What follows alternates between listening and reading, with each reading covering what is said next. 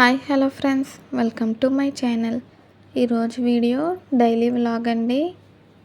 ఉదయం లేచి గదులు తుడిచేసి గిన్నెలు తోమేసానండి. తర్వాత ఇక్కడ బట్టలు నానబెడుతున్నాను. సర్ఫ్ వేసి నానబెడుతున్నానండి. మాకు వాషింగ్ మిషన్ లేదు, చేత్తోనే ఉతుక్కోవాలి. డ్రెస్సులు, దుప్పట్లు, గెలేబీలు, టవళ్ళు అన్నీ కూడా నానబెడుతున్నానండి. మీరు కనుక మా ఛానల్ ఫస్ట్ టైం చూస్తున్నట్టయితే ప్లీజ్ లైక్, షేర్, సబ్స్క్రైబ్ చేయండి.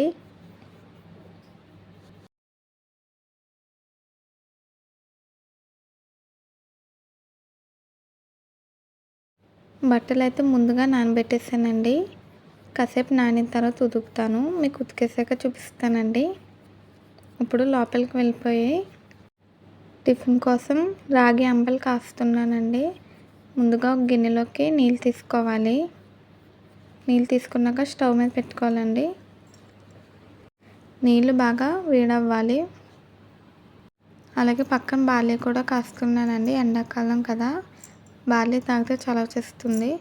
ఒక గిన్నెలోకి రాగి పిండి తీసుకున్నాను. తగినంత వాటర్ వేసుకుని మిక్స్ చేసుకోవాలి. ఉండలు లేకుండా కలుపుకోవాలండి.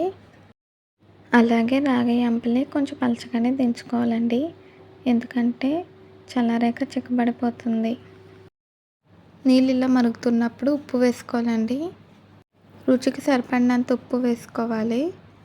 ఇలా నీళ్ళు మరుగుతున్నప్పుడు మనం ముందుగా కలిపి పెట్టుకున్న రాగి పిండిని వేసుకోవాలి. వేసుకొని ఒకసారి మిక్స్ చేసుకోవాలండి. ఇది బబుల్స్ వచ్చేంత వరకు ఉడికితే సరిపోతుంది.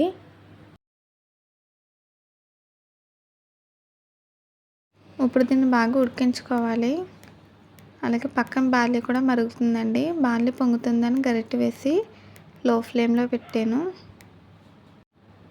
అంబలి కూడా మరుగుతుందండి. ఇలా పొంగినప్పుడు లో ఫ్లేమ్లో పెట్టుకుని ఉడికించుకోవాలి. మధ్య మధ్యలో కలుపుకుంటూ ఉండాలండి.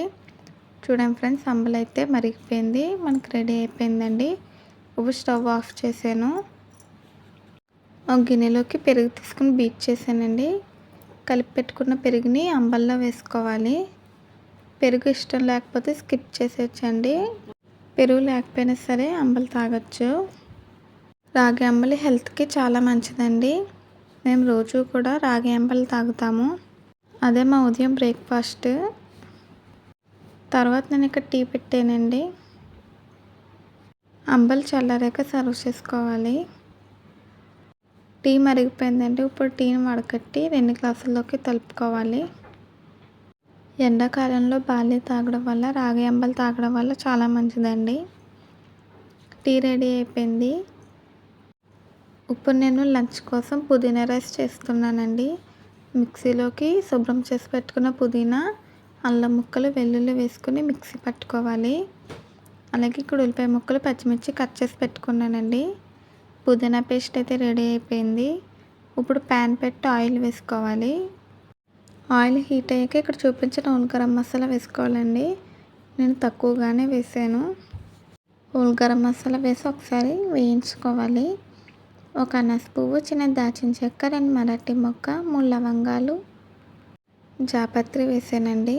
తర్వాత సన్నగా పొడుగ్గా కట్ చేసిన ఉల్లిపాయ ముక్కలు, పచ్చిమిర్చి వేసుకొని వేయించుకోవాలి. ఉల్లిపాయలు మెత్తగా అయ్యేంత వరకు వేయించుకుంటే సరిపోతుందండి పుదీనా రైస్కి. అలాగే కొన్ని పుదీనా ఆకులు వేసానండి. మధ్య మధ్యలో అలా పుదీనా ఆకులు తగిలితే బాగుంటుంది కదా. పుదీనా వేసాక వేయించుకోవాలి. పుదీనా రైస్ కూడా చాలా మంచిదండి హెల్త్కి.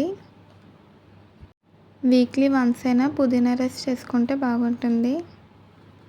ఉల్లిపాయలు ఫ్రై అయిపోయినాయండి. ఇప్పుడు మనం ముందుగా మిక్సీ పట్టుకున్న పుదీనా పేస్ట్ వేసుకోవాలి. అల్లం వెల్లుల్లి పేస్ట్ కూడా ఇందులోనే ఉంటుంది కాబట్టి సపరేట్గా వేయాల్సిన అవసరం లేదండి. వేసాక పచ్చివాసన పోయేంత వరకు వేయించుకోవాలి.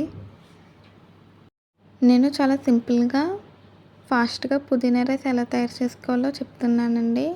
ఉదయం క్యారేజీ బాక్స్కి ఈ పుదీనా రైస్ని ఈజీగా చేసుకోవచ్చు. నేను ముందుగానే అన్నం వండేసి పెట్టుకున్నానండి. రైస్ కొంచెం పలుగ్గా ఉంటేనే బాగుంటుంది పుదీనా రైస్కి. ఇప్పుడు తగినంత అన్నం వేసుకొని రుచికి సరిపడినంత ఉప్పు వేసుకొని కలుపుకోవాలి. మీలో ఎంతమందికి పుదీనా రైస్ అంటే ఇష్టమో కామెంట్స్లో తెలియచేయండి. మార్నింగ్ హడావిడి లేకుండా లంచ్ బాక్స్కి రెసిపీ చాలా బాగుంటుంది. అన్నం వేడి అయ్యేంత వరకు వేయించుకుంటే సరిపోతుందండి. పుదీనా రైస్ అయితే రెడీ అయిపోయింది. ఇప్పుడు మనం దీన్ని ప్లేట్లో సర్వ్ చేసుకుందామండి. చాలా టేస్టీగా సింపుల్గా పుదీనా రైస్ రెడీ అయిపోయింది. ఈ వీడియో కనుక మీకు నచ్చితే ప్లీజ్ లైక్ చేయండి, షేర్ చేయండి, సబ్స్క్రైబ్ చేయండి, అలాగే బెల్ ఐకాన్ క్లిక్ చేయండి. ఈ వీడియో నచ్చితే కామెంట్ చేయండి. మళ్ళీ ఒక కొత్త వీడియోతో కలుద్దాము. Bye friends.